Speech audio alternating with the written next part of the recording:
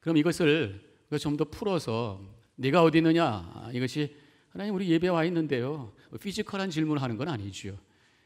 네가 어디 있느냐라고 하는 말씀에 대해서 첫 번째로는 우리의 관계에 대한 질문이라고 할 수 있습니다. 어떤 관계 속에서 살고 있느냐. 저는 항상 믿는 것이 믿음은 관계다. 그래서 우리가 관리하고 우리가 바로 건강하게 세워야 될 그 관계가 세 가지가 있죠.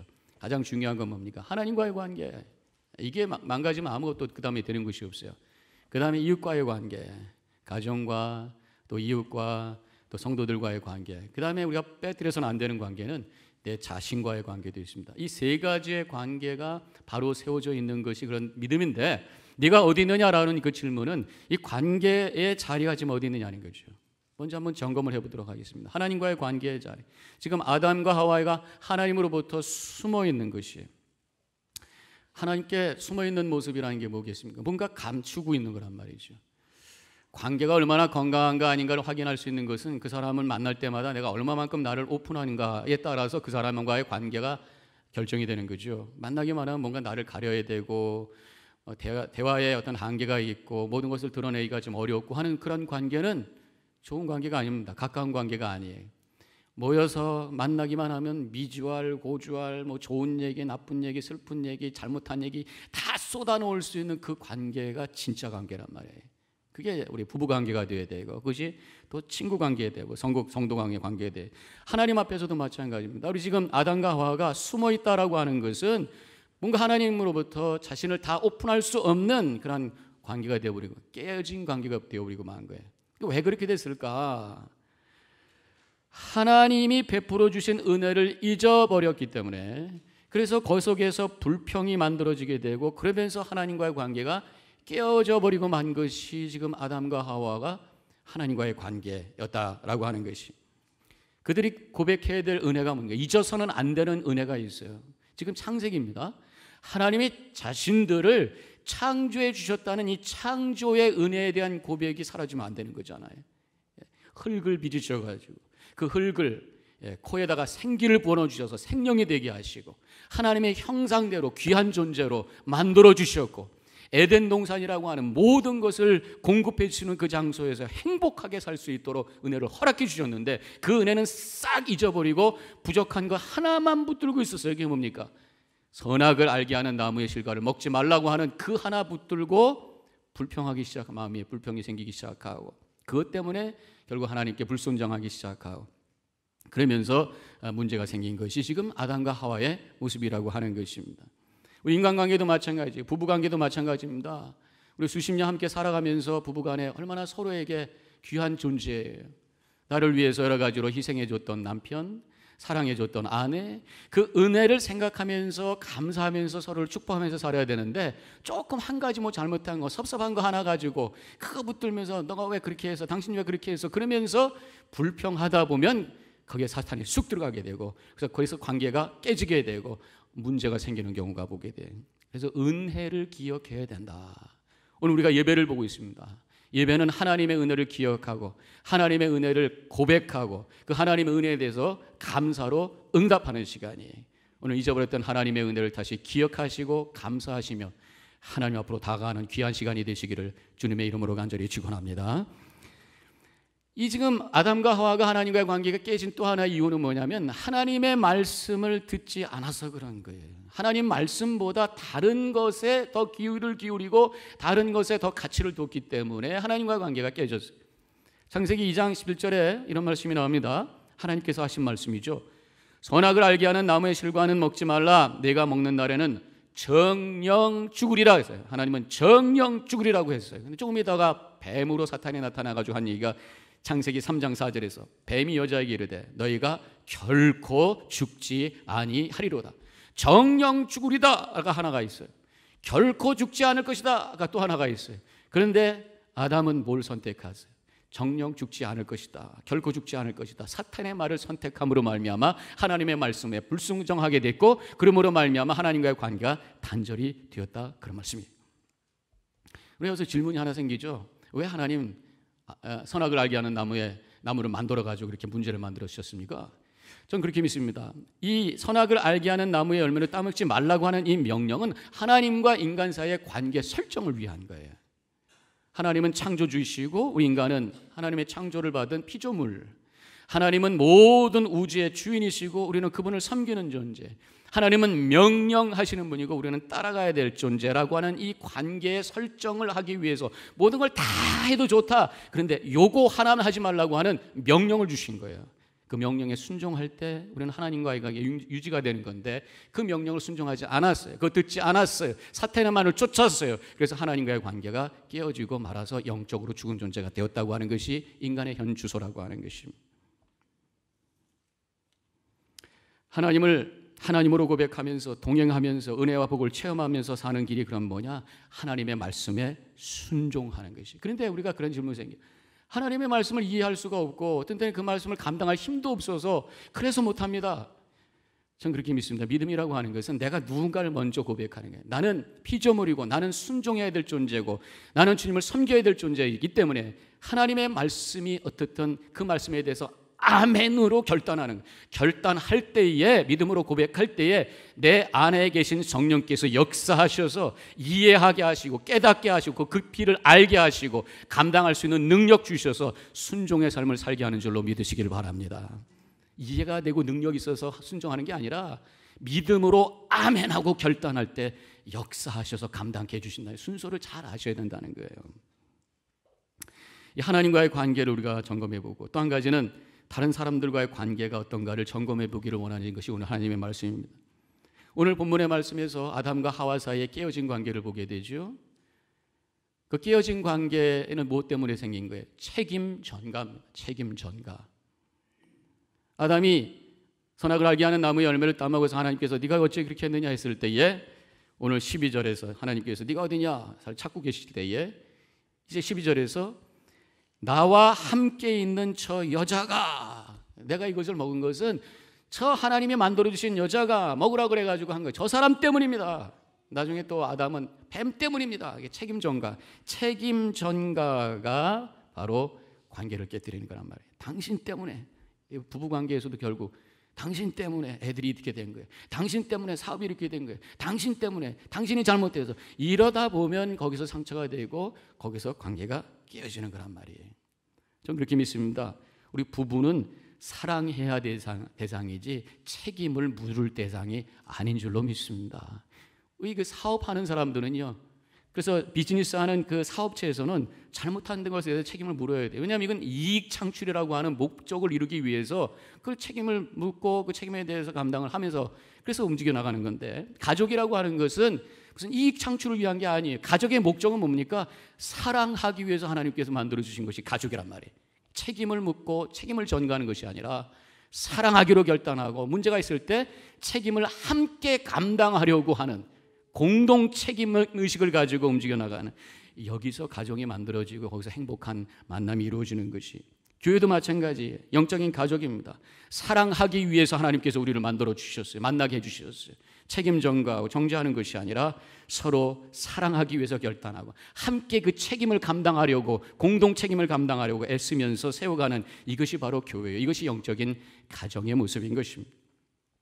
깨어진 관계는 사탄에게 틈을 줘요. 성령의 깨어진 관계의 극단적인 모습이 바로 4장에 나오고 있어요. 창세기 4장, 가인이 아벨을 쳐 죽입니다. 전 그것도 가인이 자기 재물이 상달되지 않은 것에 대한 책임을 아벨에다가 돌린 것이 아니라 생각됩니다. 아벨의 것은 하나님이 받으셨는데 내 것은 안 받으셨어. 내가 좀 부족했는가 보다. 주님 어떡합니까? 이렇게 하지 않고 그냥 미운 거예요.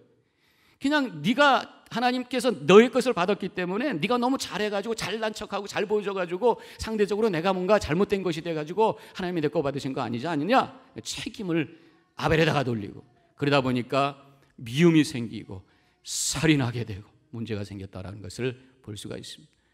미국에서 가장 큰 이슈 중에 하나가 바로 인종차별 아닙니까? 그래서 백인들은 흑인들에 대해서 막 정죄합니다. 또 책임 전가하며 나라가 이렇게 범죄가 많고 가난한 것, 게으르고 배우지 않는 당신들 때문이다. 그러면서 미움이 생기고 차별하게 되고, 그래서 백인 경찰들이 과잉 반응하게 되고 쉽게 총 방아쇠를 당기게 되고, 그러면서 문제가 생겨요. 또 흑인들은 흑인들대로 백인 경찰들이 흑인을 존중하지 않았다. 그러면서 데모도 하고 또 어떤 사람들은 백인 경찰을 향해서 총을 쏴대기도 하고 그것이 지금 현재 일어나고 있는 어려운 문제라고 하는 게 책임 전가 때문에 생기는 문제예요. 해결이 안 되는 거예요. 서로 책임 전가가 아니라 책임을 지려고 해야 돼요. 백인인 백인대로 지금까지 역사 속에서 흑인들을 너무 무시했고 노예로 취급했고 그런 것에 대한 우리의 부족함을 인정하면서 힘든 부분도 기다리면서 포용하려고 하는 그런 마음을 가져야 될 것이고 흑인들도 우리가 가난하다고 못 배웠다고 여기서 머무는 것이 아니라 열심히 배우고 법도 지켜가면서 어떻게 살아도 우리가 자성하면서 자구 노력을 해야지 하면서 책임을 감당하려고 하고 뭐 이런 것에서 아름다운 결과가 나오는 것이 아니겠냐는 것이죠. 세상은 책임지는 사람들을 통해서 발전되는 것입니다. 비난하고 정죄하고 책임 전가하는 사람들 때문에 고통이 생기고 미움이 생기고 싸움이 생기고 살인이 되고 그리고 전쟁까지 일어나는 것이 이 세상의 모습이 아니냐는 것이에요. 오늘 이 예배에 하나님께서 내가 어디 있느냐 말씀하십니다. 우리 가운데 깨어져 있는 그 관계, 책임 전가하고 있는 그 모습이 있다면 내려놓으시고 내가 통감해야 될 책임의 모습이 무엇입니까? 결단하시고 부족해도 감싸주고 사랑하면서 세워가는 가정과 교회를 이루어 가겠습니다. 결단하는 이 시간이 되시기를 주님의 이름으로 간절히 축원합니다. 또 한 가지 짚고 넘어가야 될 것이 내 자신과의 관계라고 했어요. 예수님께서 이웃을 내 몸과 같이 사랑하라. 내 몸을 사랑한 것 같이 다른 사람을 사랑하라. 그 얘기는 네 자신을 사랑하라는 얘기예요. 자기를 사랑한다는 게 교만하라는 얘기 아닙니다. 나를 사랑한다고 하는 것이 나를 하나님의 눈으로 나를 인정할 수 있어야 돼요. 내 눈으로 나를 인정하면 잘못하면 교만이 돼요. 그건 착각이에요. 죄인입니다. 부족합니다. 그러나 하나님께서 예수 그리스도를 통해서 내 죄를 씻겨주시고 나를 사주셔서 이제 하나님의 아들로 하나님의 딸로 사랑받는 존재가 되었다고 하는 것을 믿음으로 고백하며 나를 인정하고 축복할 때 거기서 나에 대한 바른 관계가 세워지는 것이 나를 무시합니다. 자신의 부족함을 정죄합니다. 그래서 자기를 미워하는 사람이 있어요. 그래가지고 죄책감 속에서 우울하게 인생을 보내는 사람이 있습니다. 또 어떤 사람은 극단적으로 자기의 눈으로 자기를 보니까 자기가 괜찮은 것 같아. 그래가지고 너무 잘난 척하고 교만해가지고 하나님 보시기에 아름답지 못한 모습으로 살아가는 사람도 있습니다. 하나님의 눈으로 내 자신을 바라보고 다른 사람 보지 마세요. 하나님의 눈으로 나를 바라보면서 하나님의 은혜 받은 존재로 축복하면서 자신감 있게 승리의 삶을 살아가시기를 주님의 이름으로 간절히 축원합니다. 데이빗 시멘스라고 하는 분이 상한 감정의 치유라고 하는 책에서 상처난 감정을 갖고 사는 사람들의 증상을 3가지로 얘기하고 있어요. 다른 말로 얘기하면 자신과의 관계가 제대로 되지 못할 때 와지는 증상이 있는데 그게 뭐냐? 넘버 1, 열등감. 오늘 본문의 말씀에서도 지금 하나님께서 네가 어디 있느냐 했을 때에 아담과 하와가 숨었어요. 그리고 10절에서 내가 벗었습니다. 그래서 못 나갑니다. 내가 벗은 모습, 나 있는 모습 그대로 하나님께 드러낼 수가 없습니다. 수치감, 부끄러워요. 내 모습이 자신감이 없어요. 열등감의 하나의 모습이라고 할 수가 있어요. 또 한 가지 증상은 두려움입니다. 오늘 10절에서 두려워하여 자신에 대해서 확신이 없을 때 사람이 두렵습니다. 하나님이 두렵습니다. 미래가 두렵습니다. 세상이 두렵습니다. 인정받지 못할 것 같아. 뭔가 내가 결정하면 잘못될 것 같아. 그래서 불안해. 두려움은 불안함을 줍니다. 그래서 어떤 결정을 할 때에 너무 힘들어. 자신감이 없어가요. 두려워서, 걱정돼서. 이게 자신과의 관계가 잘못되어 있는 2번째 증상이라고 할 수 있어요. 또 한 가지 증상은 지나친 예민함이 있어요. 쉽게 상처받는 거예요. 다른 사람이 가다가 어떻게 이렇게 눈을 옆으로 이렇게 봤는데 옆으로 본 건데 째려봤다 이렇게 생각하면서 마음이 아파요. 또 어떤 사람이 다른 걸 집중하다가 스쳐 지나가면서 인사를 못했는데 나를 보고도 인사 안 하고 무시했다 그러면서 화가 나요. 이것도 뭔가 지나친 예민함, 자신에 대해서 시큐하지 않고 자신감이 없을 때 와지는 하나의 증상, 자신과의 관계가 뭔가 잘못되어 있는 모습이라는 것입니다. 믿음으로 나를 바라보고 믿음으로 하나님의 은혜 받은 부족하지만 하나님께서 나를 사랑해 주신 존재라고 하는 것을 인정하고 믿음으로 고백하며 자신감 가운데 승리의 삶을 살아가시기를 주님의 이름으로 간절히 축원합니다. 또 한 가지 이제 네가 어디 있느냐라는 이 말씀을 좀 풀어보면 첫 번째로는 관계에 대한 점검이라고 말씀하셨으면 또 한 가지는 네가 무엇을 하고 있느냐라는 질문으로 우리가 생각해 볼 수가 있습니다. 무엇을 하고 있느냐라는 질문이 네 잡이 뭐냐 그런 거 아닙니다. 네가 지금 뭘 하고 있느냐라고 어떤 지금 하고 있는 일에 대한 말씀이라기보다는 네가 하고 있는 일이 무엇에 의해서 무엇을 위해서 움직이고 있느냐 그 동기와 목적에 대해서 점검하기를 원하시는 말씀이라고 할 수가 있습니다. 우리가 열심히 살아요. 우리 한국 사람들 열심히 안 사는 사람 없습니다. 정말 열심히 살아요. 열심히 살고 있는데 그것이 엉뚱한 것을 위해서 뛰고 있다면 얼마나 안타까운 일이겠어요. 단순히 우리가 열심히 사는데 그저 먹고 사는 것, 육신적인 쾌락과 즐거움 위해서만 열심히 뛰어다닌다면 그 인생이 제대로 살고 있는 거냐라는 질문을 우리가 해봐야 된다는 것이죠. 사탄이 우리를 파괴하기 위해서 넣어준 그 욕심을 위해서만 우리가 부지런히 움직이고 있다면 그 인생을 허비하고 있는 그러한 모습이 아닌가, 심각하게 우리 자신을 한번 점검해 볼 필요가 있다는 것입니다. 미국의 가수이면서 라디오 방송으로 성공한 에릭 캔터라는 사람이 있습니다. 그 사람이 소위 성공을 향해서 정신없이 달리는 전형적인 미국의 젊은이였었어요. 그런데 한 번은 시골에 제대로 배우지도 못한 어머니가 그 아들을 향해서 편지를 하나 보냈습니다. 짤막한 just one sentence letter였었어요. 근데 그 어머니의 편지에 감동이 되고 다시 인생을 새롭게 바라볼 수 있는 기회가 됐다는 것이. 그 편지의 내용은 뭐냐? 이렇게 썼어요. Don't go too fast, and you will miss the scenery. 네가 너무 빨리 가지 마라. 너무 빨리 가다 보면은 정말 아름다운 거 보지 못하고 그냥 허비할 거야. 이렇게 편지를 쓰신 거예요. 그러면서 정신이 번쩍 들어가지고 자기 수첩에다가 3개의 질문을 써놨다 그럽니다. 그래서 기회 있을 때마다 그 질문을 바라보면서 내가 지금 제대로 가고 있는가 확인을 했다는 것이. 첫째 질문은 이렇게 썼대요. Ambition or value? 내가 야망을 위해서 살고 있는가 아니면 가치를 추구하는 인생이 되고 있는가? Number 2, career or family? 내가 지금 나만의 경력을 세우는 것 위해서만 뛰고 있는가 아니면 나의 사랑하는 가정을 귀하게 여기면서 살고 있는가? 세 번째 질문은 material success or genuine treasure? 물질적인 성공을 위해서 살고 있는가? 아니면 참된 보물을 찾기 위해서 내가 인생을 살고 있는가?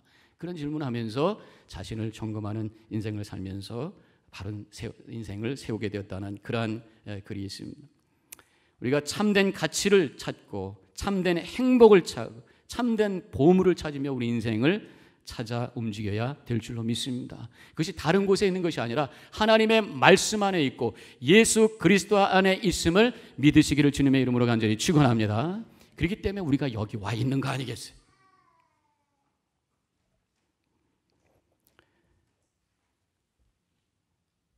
이런 질문하지 아니하고 우리가 고민이 없이 그냥 살면 나도 알지 못하는 사이에 세상적으로 세속적인 가치관으로 그 목표를 향해서 흘러가는 나의 모습을 발견하게 될 것입니다. 그때 내가 어디 있느냐라는 하나님의 음성을 들으면서 그 자리에서부터 우리가 나와야 되는, 우리 현대의 잘못된 가치관을 3가지로 요약을 해볼 수가 있습니다. 첫 번째로는 크고 많은 것이 좋다, 머티리얼리즘, 물량주의라고 그러죠. 대형화. 근데 성경을 가만히 읽어보면 하나님은 크고 많은 것이 아니라 겨자씨 하나라도, 믿음이 겨자씨만 하더라도 그 믿음 가지고 이 산을 저쪽으로 옮길 수 있다. 중요한 것은 크기가 아니라 그 속에 참된 것이 있느냐, 그 속에 생명이 있느냐, 그런 얘기입니다. 우리가 생명을 위해서, 진짜를 위해서 움직여 나가기를 원하시는 거죠. 또 이 세상에는 보기 좋은 것이 좋은 것이다. 소위 루키즘, 바깥으로 보이는 외모주의. 이것이 뭐 미학적인 가치를 추구한다기보다는 어떤 외모지상주의, packing value, 안에 있는 게 중요한 게 아니라 어떤 걸 쌓느냐 이런 거요. 거기에 관심을 갖고 사는 것이. 제가 한국에 있을 때 티네이저 때 한국 교회에서 크리스마스 때 선물 교환을 했었어요. 그래서 나름대로 다 선물을 이쁘게 사주었는데 거기 유난히 크고 멋있게 이렇게 쌓아놓은 선물이 있었어요. 자기 거 두고 남의 거 가져가서 이제 펼쳐보면서 어떤 때는 거기에 뭐 벌칙도 있고 막 그랬었는데 그 어떤 분이 그걸 가지고 아주 멋있고 크고 묵직한 걸 딱 했더니 그 속에 배추 한 꼬무러미가 나. 배추 멋있게 쌌어도 그 속에 배추 한 포기 있다면 그 뭐예요? 이렇게 외모보다 중요한 것이 내면인데 외모만 신경 쓰면서 우리가 사는 그런 모습이 아니냐는 것이에요. 어느 여객선에 굴뚝이 무너졌다 그럽니다. 쇠로 만든 튼튼한 굴뚝인데 왜 무너졌을까? 밖에 보니까, 나중에 보니까 페인트를 10겹이나 칠하고 또 있다가 또 칠하고 10겹이나 잘 칠해놨는데 정작 속에 있는 쇳덩어리가 녹이 슬고 부식이 돼가지고 꽝 하고 넘어졌다는 것입니다. 내면을 잘 돌봐야 되는데 보이는 것만 찾고 보이는 것만 신경 쓰다가 이렇게 무너질 날이 있다라고 하는 것을 그 굴뚝을 통해서 우리가 알 수 있어요. 신앙이라는 게 뭡니까? 우리의 내면을 돌보는 일이에요. 말씀을 통해서 묵상하고 기도를 통해서 내면을 아름답게 하고 주님과의 교제를 통해서 우리의 영혼을 건강하게 세우는 그러한 삶을 통해서 하나님께 영광 돌리는 복된 삶을 살아가시기를 주님의 이름으로 간절히 축원합니다. 세상에서는요, 또 한 가지는 기분 좋으면 좋다, 기분 좋은, 내가 기분이 좋은 것이 좋은 것이다, 소위 쾌락주의, 향락주의, 헤도니즘이라고도 하는데, 그런 어떤 감각적인 것, 느낌이 좋으면 좋은 것이다. 윤리고 도덕이고 가치고 양심이고 필요하지 않으니까 내가 좋으면 좋은 것이다. 맛있는 것, 재밌는 것, 감각적인 것, 자극적인 것, 그러다 보니까 성, 술, 마약, 도박, 나중에 중독이 되고 그래서 그 인생이 완전히 무너지는 그러한 모습들을 우리가 보게 됩니다. 오늘 이 예배를 통해서 주님께서 말씀합니다. 내가 어디 있느냐? 어디 있느냐? 지금 세상적이고 육체적이고 감각적인 가치를 추구하면서 살고 있는 것이 아니냐, 그런 얘기입니다. 우리는 그냥 가만히 있으면 세상의 요란한 소리에 귀가 열려서 거기를 따라가게 돼 있어요. 세상에서는 아름다운 거, 큰 거, 멋진 거, 기분 좋은 이거 최고다, 돈 벌어서 그런 거 소유하고 그런 거 누리면서 사는 것이 인생 아니냐, 그렇게 말씀하고 있지만 우리 믿음이라고 하는 것은 세상의 그 요란한 소리가 아니라 세미한 하나님의 음성을 듣고 그 음성을 통해서 무엇이 인생의 진리이고 우리가 추구해야 될 가치이고 뭘 위해서 살아야 될지를 깨닫고 살아가는 것이 우리의 믿음의 여정인 줄로 믿습니다. 옛날 일본에 이런 얘기가 하나 있어요. 명주북이라는 얘기가 있는데 어떤 군주가 딸을 하나 놓고 세상을 떠났어요. 아직 딸이 결혼도 하지 않고 아들도 없는 거예요.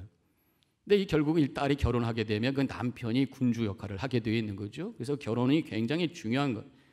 그 딸 이름이 요미코인데 요미코가 이제 결혼하기 위해서 남편을 정해야 되는데 자기가 한번 알아서 정해보겠다. 그래서 맡겼어요. 가죽 대신 명주로 만든 북을 만들어 가지고 그 멋지게 생긴 청년들 앞에서 딱 칩니다. 그리고 질문합니다. 여러분들 무슨 소리를 들으셨습니까? 그랬더니 다 손 들고 아무 소리도 못 들었습니다. 한 사람이 나는 들었습니다. 무슨 소리입니까? 고요의 소리를 들었습니다. 당신하고 결혼하겠소. 그래서 결혼했다는 옛날 얘기가 있습니다. 고요의 소리. 우리는 세상에 시끄러운 소리에만 귀를 기울여 살고 있는 거예요. 고요의 소리가 필요해. 세미한 하나님의 음성이 필요해.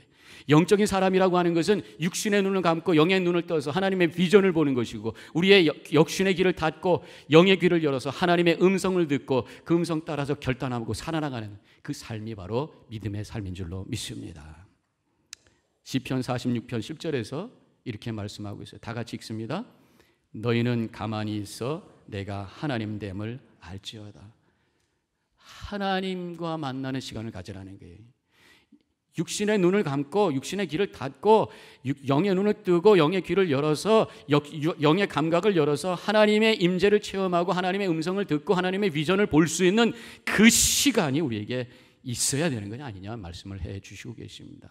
그것이 묵상의 시간이고 그것이 예배의 시간이고 그것이 기도의 시간, 이 영적인 시간을 통해서 우리의 삶이 바로 세워지게 되는 것이에요.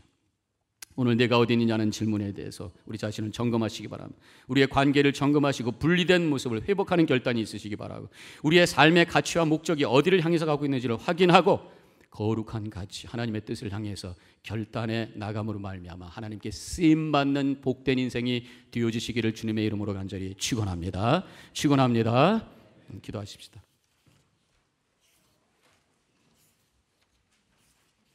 오늘 말씀을 묵상하면서 우리 자신을 되돌아보시기 바랍니다. 나의 관계의 자리가 지금 현재 어디 있는가? 또한 내가 움직이는 모든 동기와 목적이 어디 있는가? 한번 점검해 보시기 바랍니다. 피아노 쳐주세요. 오르가니 소리가 안 나죠.